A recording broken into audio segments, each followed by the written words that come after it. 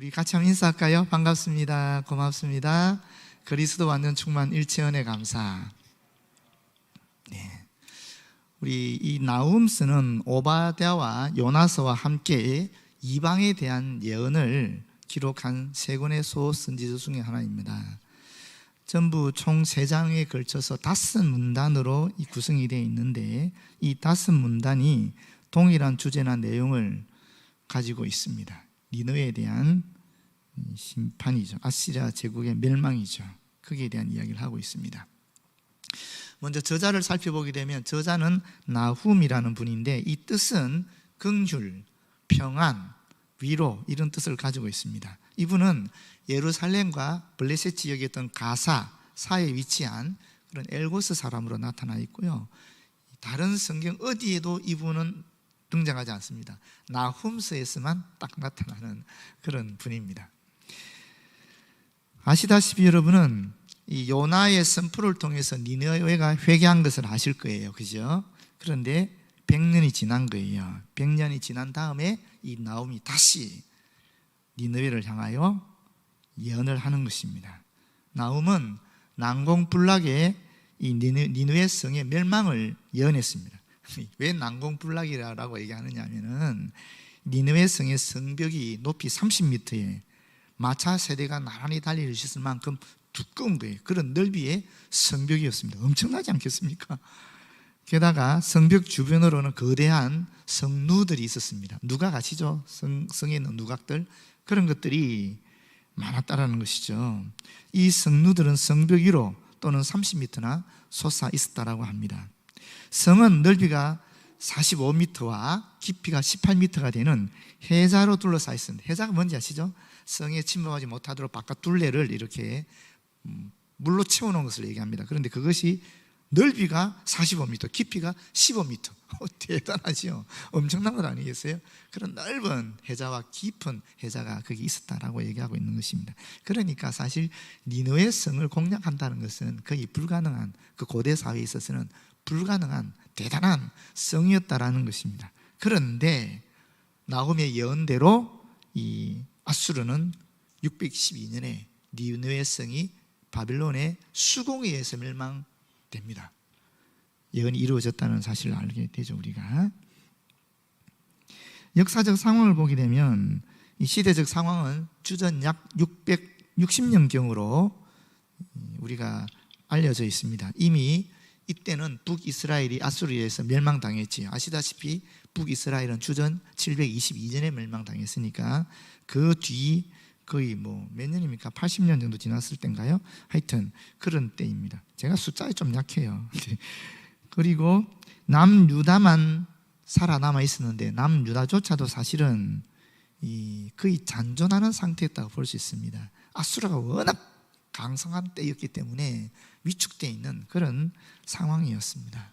기록 연대를 보게 되면은 664년에서 654년경이다라고 보통 얘기하는데 그 이유는 어디 있느냐 하면은 나훔서에 보게 되면 주전 664년에 있었던 노아몬의 이 멸망이 언급되어 있습니다. 노아몬은 테베라는 지역인데 애굽에 테베가 있잖아요. 그 테베가 멸망당하거든요. 근데 그 테베의 멸망은 있는데 기록되어 있는데 그 테베가 다시 10년이 재건이 되거든요. 그 재건되는 이야기는 없어요. 그렇기 때문에 664년에서 다시 재건된 650년 그 사이에 기록되지 않았을까라고 추정합니다. 혹 학자들은 더 나아가서 더 뒤에 기록되었을 수도 있다라고 얘기하지만 결론적으로 말씀드리면 아무리 늦게 기록됐다 하더라도 멸망당한 612년 이전에 이 책은 기록되었을 것이다라고 보는 것입니다. 지리적 배경은 어디겠어요? 당연히 아수르의 수도인 니느웨이고 또 유다겠죠. 그렇게 지리적 배경을 가지고 있습니다. 주제는 뭐냐? 주제는 니느웨를 향한, 아수르를 향한 하나님의 심판에 대한 이야기를 하고 있습니다. 아수르 제국의 교만과 타 민족에 대한 잔인성 때문에 아수르 제국은 급작스러운 최후를 맞이한다라고 얘기하고 있는 것입니다. 남왕국 유다의 백성들은 아수르를 향한 하나님의 심판의 메시지를 듣고 아마도 크게 위안을 얻었을 것입니다. 하나님의 공의는 악인을 심판하고 성도들을 보호하는 데 있다라는 것을 다시 한번 우리가 확인하게 된다라는 것입니다. 1장 15절에 보게 되면 볼지어다 아름다운 소식을 알리고 화평을 전하는 자의 발이 산 위에 있도다. 유다야 내 절기를 지키고 내 서원을 갚을지어다. 악인이 진멸되었으니 그가 다시는 내 가운데로 통행하지 아니하리로다 하시니라. 이렇게 되어 있고요. 또 2장 2절에도 보게 되면 여호와께서 야곱의 영광을 회복하시되 이스라엘의 영광 같게 하시나니 이렇게 말씀하고 있습니다. 세 번째로 보시게 되면 나홈의 메시지는 그 이름의 뜻처럼 아수르에 고통받던 유대인들에게 분명히 평안을 주었을 것입니다. 여러분들도 이 말씀에 위로와 평안을 얻으시기를 바랍니다. 아까 우리 집사님도 기도하신 것처럼 악이 정말 팽창하거든요. 악이 온 세상을 다, 우리 대한민국을 다 점령한 것 같아요. 하나님을 섬기지 않고 하나님을 무시하고 또 물질을 이야기하고, 하여튼 하나님의 우리에게 허락하신 자유를 제한하는 그런 엄청난 악이 병행하고 있지만은, 그러나 이 말씀을 기억하시길 바랍니다. 하나님의 공의는 살아있다라는 것이죠.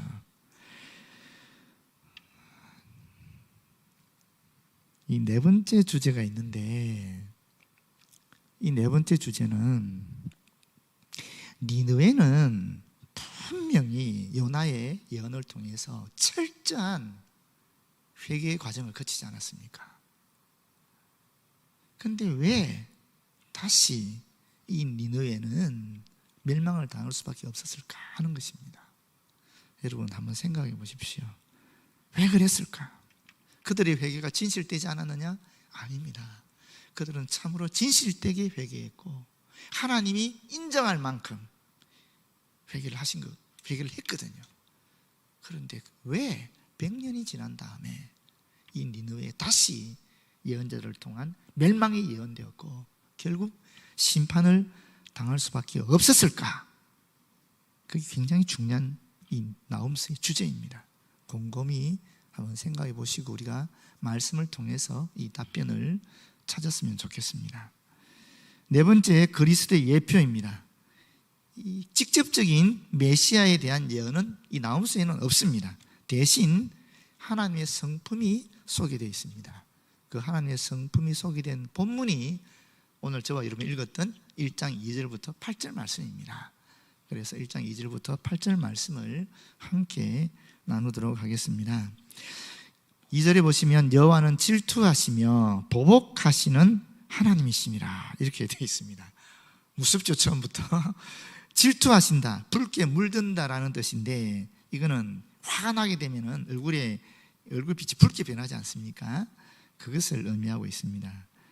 보복하신다 하는 말은 뭐 얘기할 필요가 없겠죠. 그건 너무나 다 아는 내용이니까. 그런데 여기서 하나님이란 말이 있어요. 하나님이란 뜻은 사실 원어적으로 하면 엘로힘이란 뜻인데, 이 엘이 의미하는 것이 있어요. 엘이 뭐냐면은 강한 자, 두려운 자 이런 뜻이거든요.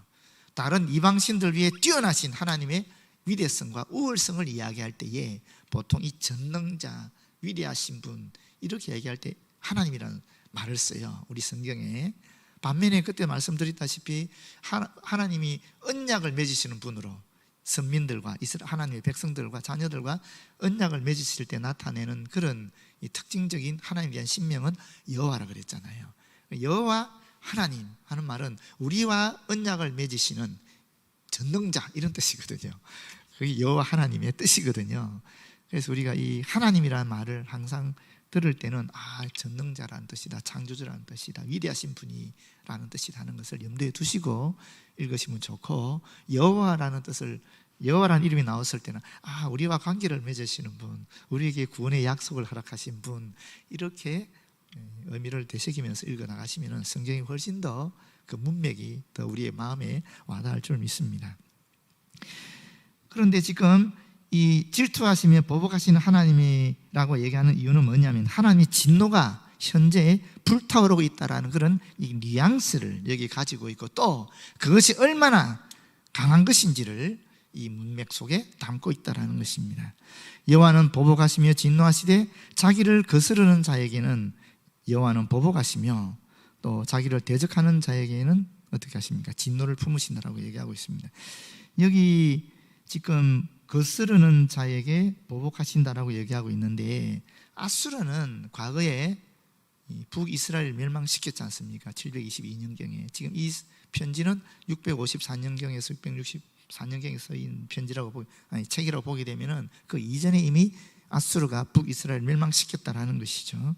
그 잔악행위, 그 멸망시켰을 때 그 백성들에게 엄청난 잔악행위를 했거든요. 바벨론의 식민정책과 아수르의 식민정책은 달랐다 그러지 않았습니까? 바벨론은 그 백성들의 문화를 인정해 줬어요. 그리고 그 백성들이 그 거주하고 살도록 해줬어요. 단 어떻게 했느냐, 그 나라의 가장 엘리트들을 싹 끌고 가서 자기들 나라에서 사용했어요. 심지어 우리가 알다시피 다니엘 같은 경우 보십시오. 엄청나게 높은 위치에까지 올라가거든요. 사드락, 메삭, 아벤노가 마찬가지 아닙니까? 식민지 백성이었음에도 불구하고 고위 관료들이 된다는 거거든요.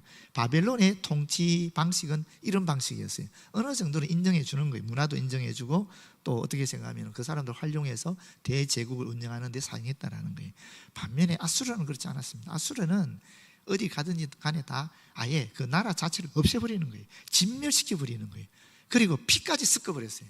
한 민족이면 자기들에 대해서 대항할 수 있으니까 아예 다른 이방 지역에 있던 사람들을 북쪽 이스라엘을 보내고, 이스라엘에 있는 사람도 다른 지역을 보내버려서 피를 섞어버리는 거예요. 그 섞인 사람들이 누굽니까? 사마리아 사람들인 거예요.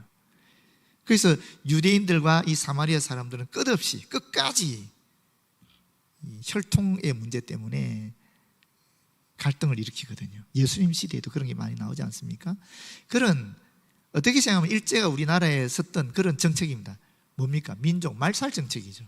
아수르가 사용했던 것은 민족 말살 정책이에요. 그런 잔악한 행위를 했기 때문에 하나님께서 더 크게 진노하셨다라는 것을 얘기하는 것입니다. 자기를 대적하는 자, 아니 아수르가 하나님을 대적한 건 아니잖아요. 아수르는 단지 하나님의 백성 이스라엘을 멸망시켰고 또 남유다를 괴롭히는 상황이거든요. 다시 말하면 하나님의 선민들을 괴롭히고 대적한 사람이 아수르인데, 하나님께서는 어떻게 보시느냐? 하나님의 선민을 대적하는 자는 바로 하나님을 대적하는 것이다 라고 보시는 것입니다. 하나님은 당신의 백성들을 대적하는 자의 모든 악을 하나도 잊지 않으시고 다 기억하셔서 공의대로 그것을 되갚아서 보복하신다라는 의미를 담고 있는 것입니다. 저는 여기에 우리의 희망이 있다라고 여깁니다. 진짜 우리가 정말 예수 그리스도를 통해서 하나님을 우리의 구주로, 아니 우리의 주인으로, 우리의 전능자로, 우리의 주관자로, 역사의 승리자로 여기신다면은 우리에게는 희망이 있다라고 여깁니다. 하나님을 대적하는 사람, 하나님의 백성들을 대적하는 사람, 교회를 대적하는 사람, 저는 하나님이 결코 그냥 두시지 않는다라고 여깁니다. 그게 제 믿음입니다. 3절, 여호와는 노하기를 더디하시며, 이 말은 사실 요나서 4장 2절에도 나오지요. 하나님은 은혜로우시며 자비로우시며 노하기를 더디하시며 인애가 크시다라고 얘기하지 않습니까? 갑자기 이 문맥의 뉘앙스가 확 바뀌지 않습니까? 위에서는 뭐 질투하고 보복한다 그랬다가 갑자기 여기서는 노하기를 더디하시며 이렇게 나오는 이유가 어디 있느냐면은, 하나님은 아수르가 이방 민족이라고 해서 무조건 그들에게 심판을 내리신 분이 아니다라는 것입니다. 그들이 돌이킬 기회를 주신다라는 것입니다. 실제로 아수르가 회개했을 때 하나님은 용서를 베푸셨잖아요. 그들의 죄에 대해서 오래 참으셨다라는 것입니다. 760년경에 하나님께서 심판의 길을 요나를 통해서 주셨지요. 그리고 그때 회개했기 때문에 멸망의 심판을 모면했었습니다. 그럼에도 불구하고 아수르가 다시 강팍하여져서 하나님의 백성인 북이스라엘을 멸망시켜버리고, 나옴 당시에도 남유다뿐 아니라 주변 모든 나라들을 향해서 쌀육과 압제, 속임과 강포 같은 잔악한 행위들을, 온갖 만행들을 일삼았다라는 것입니다. 그래서 멸망시켰다는 의미를 나타내기 위해 하나님은 노하기를 더디하시며라고 얘기하고 있는 것입니다. 권능이 크시며 벌 받을 자를 결코 내버려 두지 아니하시느니라. 여호와의 길은 회오리 바람과 광풍에 있고 구름은 그의 발에 티끌이로다. 이건 굉장히 시적인 표현인데 도대체 무슨 의미인지 알 수가 없지 않습니까? 그죠? 이게 무슨 의미냐면은 여기서 회오리 바람이라는 것은 끝내다, 앗사가다, 멸망시키다, 철저히 파괴하다라는 그런 단어에서 파생된 것입니다. 다시 말하면 이 말은 자연의 바람을 의미하는 것이 아니라는 것이죠. 이 단어가 의미하는 것은 하나님께서 심판하시는 도구를 말하는 것입니다. 광풍은 두려워하는 거죠. 사람을 공포에 떨게 하는 그 바람인데, 여기 구름은 그의 발에 티끌이로다라고 얘기하고 있습니다. 티끌은 사라져버리고 날아가버리는 아주 미세한 먼지를 의미하지 않습니까? 인간이 결코 범접조차 할 수 없는 하늘의 높은 구름이라 할지라도 하나님의 심판의 바람이 불면 티끌처럼 사라져 버리게 된다는 것입니다. 다른 나라들과 비교할 수 없을 정도로 뛰어난 군사력과 힘을 가지고 있었던, 그래서 승승장구했던 아수르라 할지라도 하나님께서 심판을 단행하시면 그들이 흔적조차 찾지 못할 만큼 철저한 파멸을 당하고 완전히 끝장나버린다는 것을 우리에게 알려주고 있는 것입니다. 실제로 아수르 고고학을, 아수르가 최초의 대제국이었거든요. 엄청난 제국이었는데 고고학적 탐사에 의하면 아직까지 흔적을 찾기가 어려워요. 엄청난 대제국이었어요. 물론 시간이 오래 지났기 때문에 발견하기도 어렵겠지만은 터가 겨우 남아있다 그러더라고요. 그러니까 진짜 흔적 없이 없애버린 거죠, 하나님이. 4절입니다. 그는 바다를 꾸짖어, 하나님은 바다를 꾸짖어 그것을 말리시며 모든 강을 말리시나니 바산과 갈멜이 쉬하며 레바논의 꽃이 시드는도다. 바다는 고대인들에게, 어쩌면 지금도 마찬가지일지 모르죠, 어떤 분들에게는 공포의 대상입니다. 그리고 미지의 세상입니다. 미지의 세계, 그게 바다거든요. 그런데 하나님은 바다를 꾸짖어서 말리버린다라는 거예요. 그리고 강을 말린다.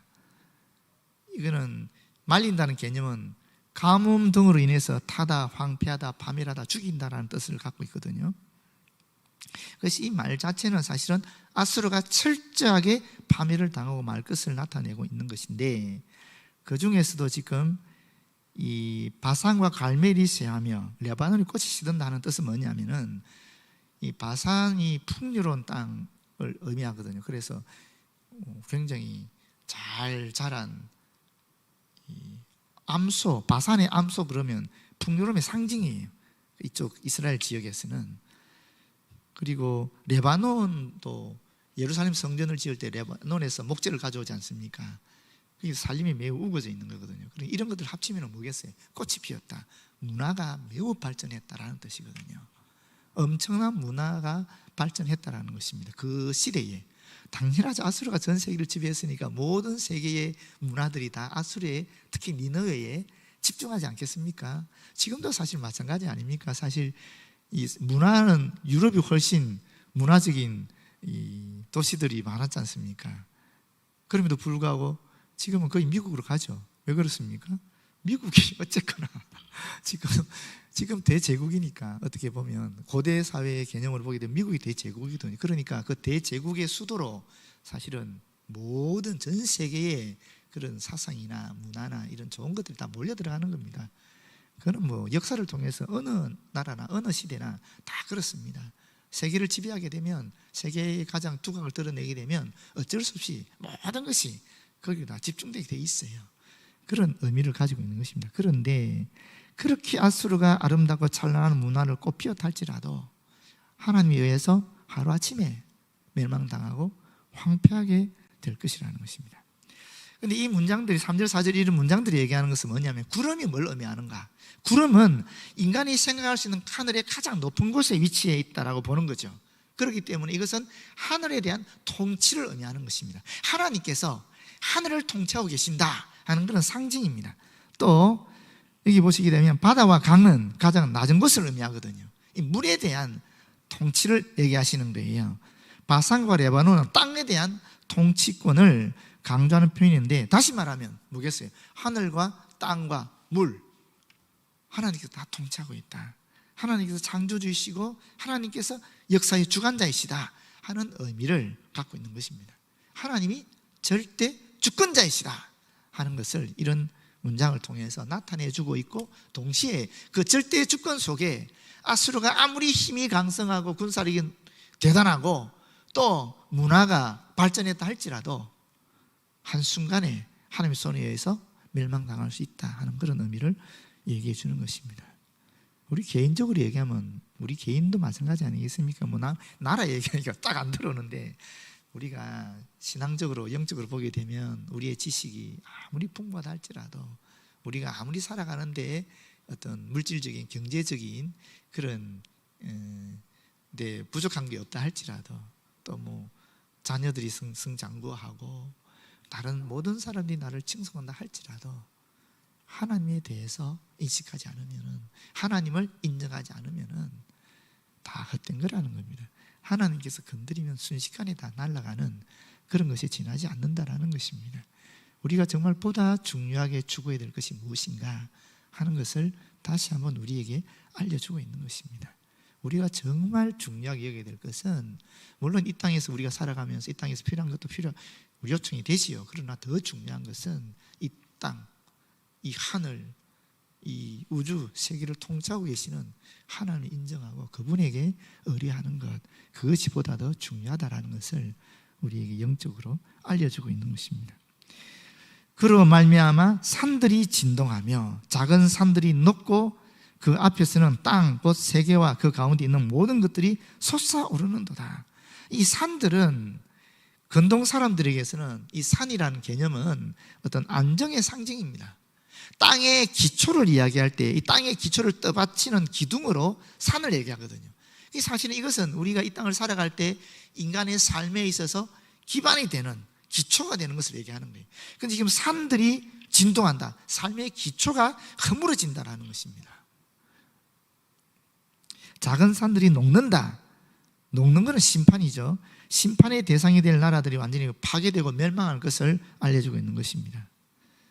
그리고 솟아오른다 그랬는데, 모든 것들이 솟아오른다 그러지 않습니까? 어느 한 부분은 솟아올라 뒤집어지고 또 다른 부분은 아래로 푹 꺼지는 그런 지진과 같은 큰 재앙을 묘사하고 있습니다.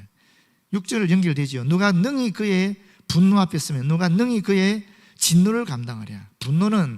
분노의 심리적 측면을 얘기하는 것이고, 진노는 이 분노를 가진 사람의 외면적인 측면을 좀 과장되게 묘사했다라고 볼 수 있습니다.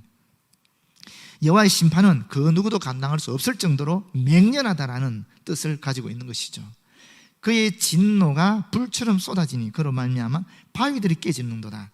이 바위는 커다란 바위 절벽을 의미하는 것입니다. 우리가 단순히 생각하는 바위 하나를 얘기하는 것이 아니라 큰 바위 절벽을 얘기하는데, 이 바위 절벽이 의미하는 것은 아수르입니다. 아수르가 깨진다는 겁니다. 완전히 산산조각이 나서 그 형태나 잔재조차 찾아보고 어려울 정도로 그렇게 변화된다라는 것을 이야기하고 있는 것입니다. 여호와는 선하시며 환난 날에 산성이시라. 하나님은 아무렇게나 분노를 발하시는 무자비하고 무지막지한 폭군이 아니시고, 본래 하나님은 선하시고 또 그 선함을 추구하시는 분이라는 겁니다. 그렇기 때문에 하나님께 피하는 사람들은 하나님께서 안전한 피난처를 제공해 주신다라는 것입니다. 그는 자기에게 피하는 자들을 아시느니라. 하나님을 진심으로 믿고 따르는 자들을 하나님은 아신다라는 것입니다. 우리는 다 하나님을 믿는다 그러고 하나님의 뜻이라 그러고 하나님의 영광을 위해서 살아간다라고 말로는 얘기하지만은, 사실은 하나님께서 그 진심을 아신다라는 거예요. 뭐 어떤 경우는 자기 자신도 모르는 경우도 있어요. 예레미야와 대적했던 그런 거짓 선지자 시드기야 같은 경우에 자기는 하나님 뜻인 줄 알았다라고 얘기하거든요. 이것이 하나님 뜻이다라고 분명히 얘기하거든요. 그런데 하나님 뜻은 어디 있었습니까? 예루살렘에 멸망이 있었기 때문에 바벨론과 화해하라라고 얘기했거든요. 예레미야는 그걸 주장한 거예요. 예레미야는 계속적으로 하나님께서 명령하신다. 대적인 바벨론과 화해해야 된다. 그러나 시드기야는 아니다. 하나님께서 말씀하신다. 이 대적 바벨론과 싸워야 된다 라고 얘기한 거예요. 그런데 당시 왕은 예레미야 말을 청종하지 않았지요. 시드기야의 말을 청종했지요. 그래서 애국과 연대해서 바벨론을 막으려고 하다가 결국 그 나라는 완전히 멸망해 버리게 되거든요. 근데 시드기야가 그러면 거짓 선지자라는 것을 스스로 자각했느냐? 아닙니다. 자기 스스로도 자기는 하나님 뜻을 실현한다고 생각했던 겁니다. 이게 어려운 거예요. 진짜 우리가 다 하나님 뜻이라고 여기죠. 누구든지 다 하나님 뜻이라고 얘기합니다만은 정말 하나님 뜻이 무엇인가 하는 것은 사람들이 파악할 때는 어떻게 파악할 수 있는가? 그 시점에는 모릅니다. 시간이 지나면 어떤 것이 하나님의 뜻이었고 아니었는지를 분별하게 되는 겁니다. 결과로 드러나게 되니까. 당시에는 다 옳은 주장이고 다 하나님의 뜻인 줄 알지만은 시간이 지나면은 진짜 거짓 선지자가 누군지 참 선지자가 누군지를 알게 된다는 것입니다. 그런데 그 시기가 결코 길지 않습니다. 예레미야는 생전에 자기가 한 예언들이 다 이루어지는 걸 보지 않습니까? 생전에 다 이루어졌거든요. 우리가 하나님 뜻을 추구하고 있고 다 하나님 뜻을 이야기하고 있지만은 정말 하나님께 주의 깊게 조심스럽게 늘 자기가 혹 잘못 깨달아 알고 있는 건 아닌가 늘 철저하게 말씀을 통해서 계속 상고하고 기도를 통해서 계속 주의 뜻을 확인하고 하는 그런 과정들이 반드시 있어야 될 줄로 믿습니다. 너는 그렇게 하냐라고 저한테 물어보면 저도 그렇다라고 말씀드릴 수 있습니다. 저는 항상 제 뜻이 온전히 저는 분명히 하나님께 비전을 받았어요. 하나님 뜻인 걸 확실히 깨달아 알았어요. 그럼에도 불구하고 혹시 아니지 않을까 하는 항상 그런 일말의 의혹 같은 거 갖고 있습니다. 하나님 뜻이 아니면 언제든지 나를 변화시키기, 나를 바꾸겠다는 생각을 늘 가지고 있습니다. 그래서 늘 저 혼자 결정하는 것이 아니라 항상 장로님께 여쭤보고 당위에서 또 논의하고 당위에서 또 제안해서 또 논의하고 기도하고 하루 이틀 시간도 아니고 몇 달씩 연구하고 검토하고 항상 그런 과정을 거쳐나가고 저는 이거는 분명히 하나님 뜻이라고 여겼음에도 불구하고 당회가 거부하면 아닌가 보다 하고 넘어간 적이 지금 우리 김영희 장로님 계셔서 아시겠지만 한두 번이 아닙니다. 우리가 이런 겸손한 자세가 사실은 필요하고 우리 모두가 다 하나님 뜻인 줄 알고 있지만 저도 그렇고 여러분도 그렇고 그럼에도 불구하고 정말 하나님 뜻인가 무엇이 하나님 뜻인가 하는 것을 살펴야 될 줄로 믿습니다. 8절입니다. 그러나 그가 범람하는 물로 그곳을 진멸하시고 홍수나 폭우를 얘기하겠죠. 홍수로 넘쳐난 물이 한꺼번에 어느 특정 지역을 완전히 휩쓸고 지나가는 광경과 더불어서 거대한 홍수의 거센 물길이 지나가게 되면 그 자리는 어떻게 됩니까? 아무것도 남지 않지 않겠습니까? 니느웨가 그렇게 된다라는 것입니다. 실제로 니느웨의 멸망 과정을 역사적으로 살펴보면 한두 나라의 침입이 아니었어요. 바벨론과 메대와 바사와 아라비아 족속들까지 수많은 민족들이 연합해서 워낙 아수르가 여러 민족을 압제했기 때문에 연합해서 니느웨를 공격합니다. 그리고 완전히 진멸시켜버리는 것입니다. 철저하게 파괴시켜버리는 것입니다.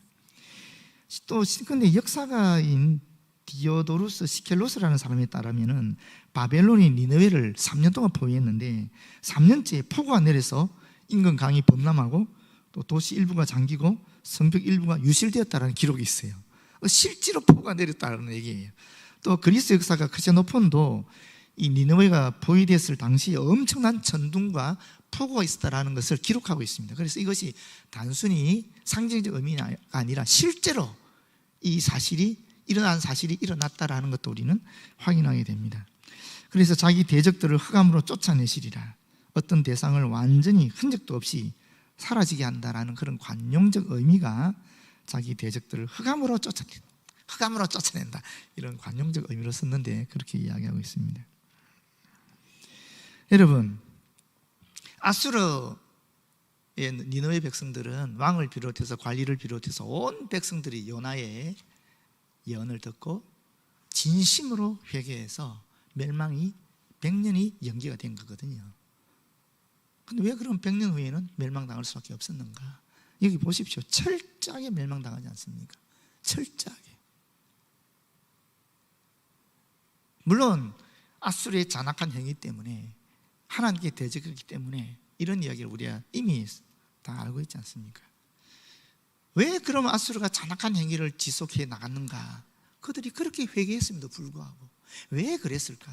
그들은 진실되게 회개했는데 왜 그렇게 됐을까? 여러분, 답이 뭐겠어요?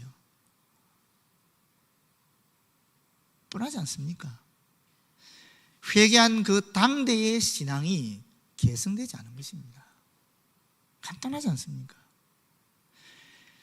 그들이 회개했던, 하나님을 찾았던 그 진실된 신앙이 제대로 후손을 통해서 계승이 되었다면 이 일은 더 연기가 되었을 수도 있지요.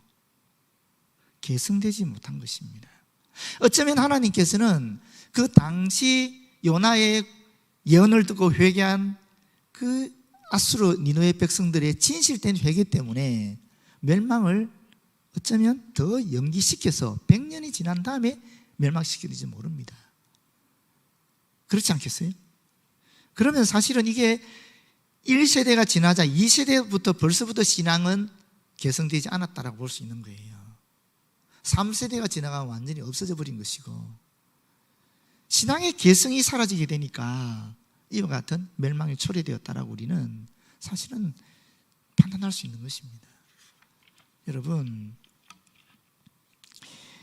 얼마 전에 2021년 4월에 CBS 뉴스에서 보도한 내용입니다. 대부분의 교단, 교회학교 학생 40% 감소, 영유아부 주일학교 없는 교회 78%, 중고등부 없는 교회도 47%에 달해. 교인 수는 늘고 주일학교 학생 수는 감소. 이게 타이틀입니다. 그 내용을 보게 되면 교인 수 250만여 명으로 국내 최단 교단 중 하나인 대한예수교 장로회 통합축에 우리 교단이죠.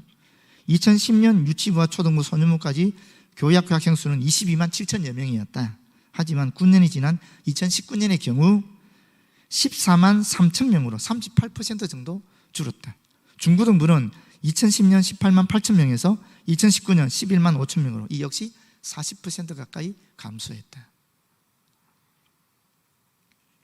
코로나 생기기 전에 이미 이와 같은 감소세가 지속이 됐다는 것입니다.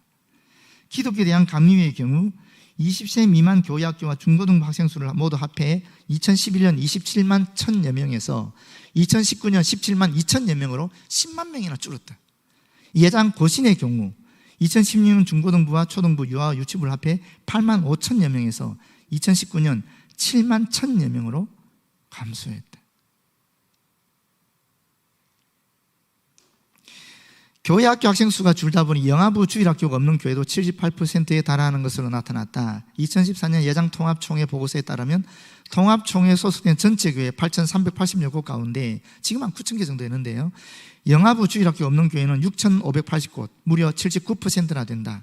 중등부가 없는 교회는 47%, 고등부가 없는 교회는 48%로 파악되었다. 예장합동총회의 경우, 합동측이죠, 주일학교 학생 수가 10명 미만인 교회가 절반을 넘었다.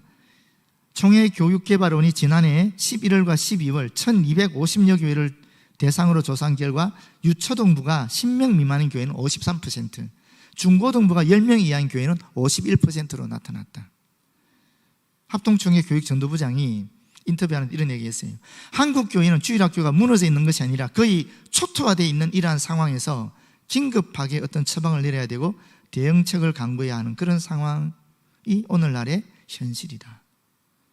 그러면서 이 기자가 뭐라고 얘기하냐면, 문제는 시간이 갈수록 교회가 고령화 현상을 보이고 있다는 점입니다. 통계청 인구조사만 보더라도 저출산이라는 사회 문제가 있긴 하지만 개신교 인구는 1995년 876만 명, 2005년 861만 명, 2015년 967만 명으로 꾸준한 증가세를 보였다. 이렇게 전체 교인 수가 증가하는 반면 주일학교 학생 수는 점점 줄고 있다는 것은 결국 교회가 점점 고령화되고 있다는 것을 반증한다. 다음 세대에 대한 한국교회의 관심과 전략이 절실해지고 있는 것이다. 또 다른 언론기관의 보도에 의하면, 기독교신문에 의하면 2030년에 한국교회에서 주일학교는 사라질 것이다. 이런 예언까지 지금 나오고 있는 상황입니다. 2030년? 10년밖에 안 남았습니다. 코로나 이전에 계속 쇠퇴되고 있는 이 교회학교가 코로나 2년을 지내면서 거의 너무나 회복하기 힘든 치명타를 받은 것입니다.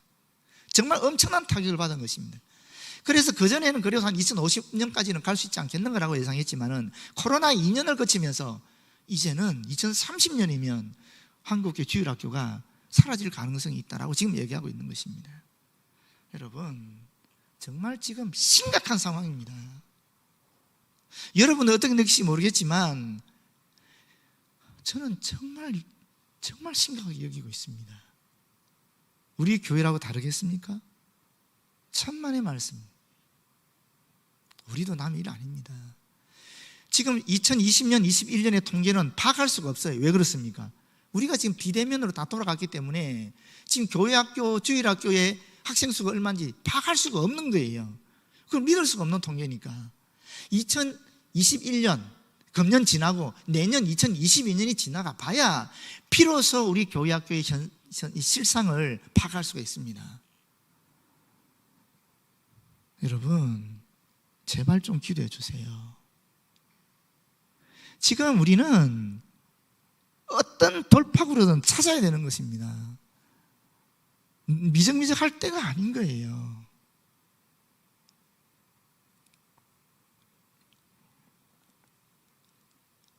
오늘 교육자회를 하는데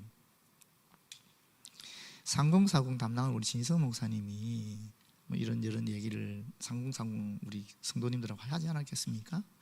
그 전에 3040 예배를 드릴 때 베이비시터 한 분이 자원해서 권사님이 아이들 돌봐줬어요.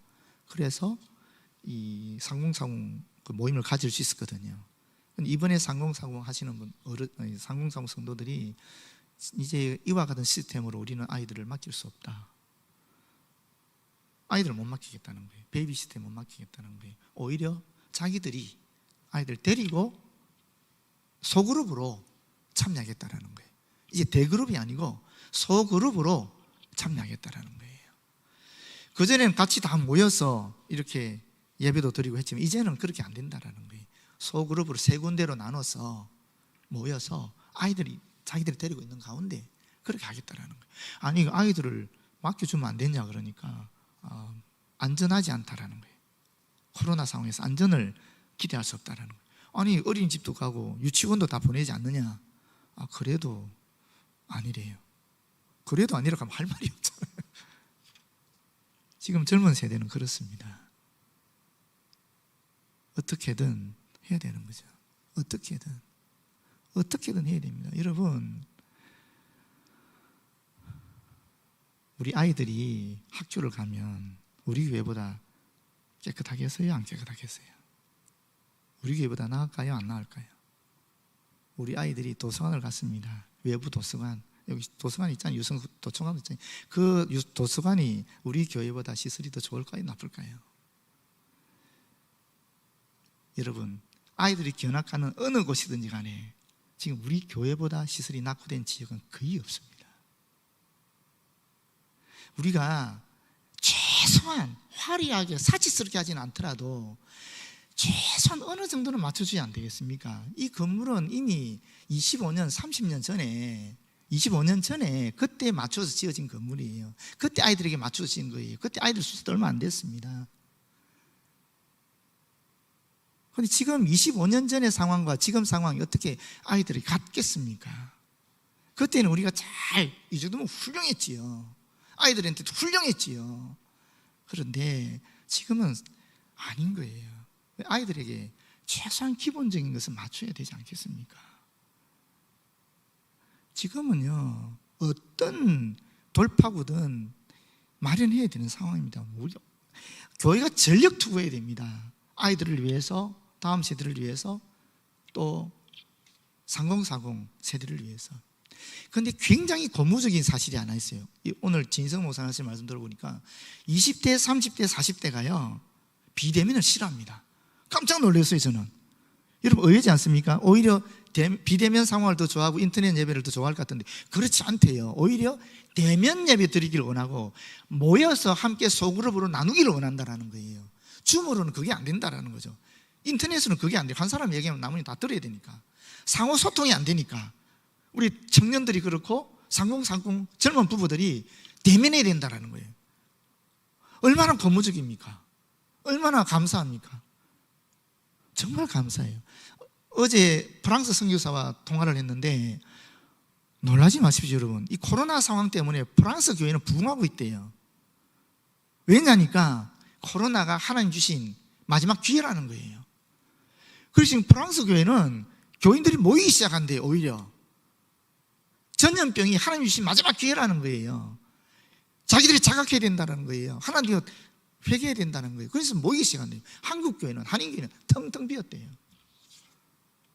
그런 얘기를 하더라고요. 여러분도 기도하시고 저도 기도하시고 진짜 하나님 원하시는 뜻이 무엇인지 우리 같이 찾아갔으면 좋겠어요. 미적할 그런 상황이 지금 아니에요. 모쪼록 하나님의 은총이 저와 여러분이 함께하고 우리에게 영적인 분별을 허락하여 주셔서 저도 여러분도 정말 하나님 뜻이 이 시기에 어디에 있는지, 우리 교회를 향한 하나님 뜻이 정말 무엇인지 다 내려놓고 솔직하게 정직하게 저도 여러분도 하나님 뜻을 함께 찾아갔으면 좋겠어요. 마지막으로 1장 15절 말씀입니다. 볼지어다 아름다운 소식을 알리고 니느웨의 철저한 멸망을 알리는 사람입니다. 화평을 전하는 자의 발이 산 위에 있도다.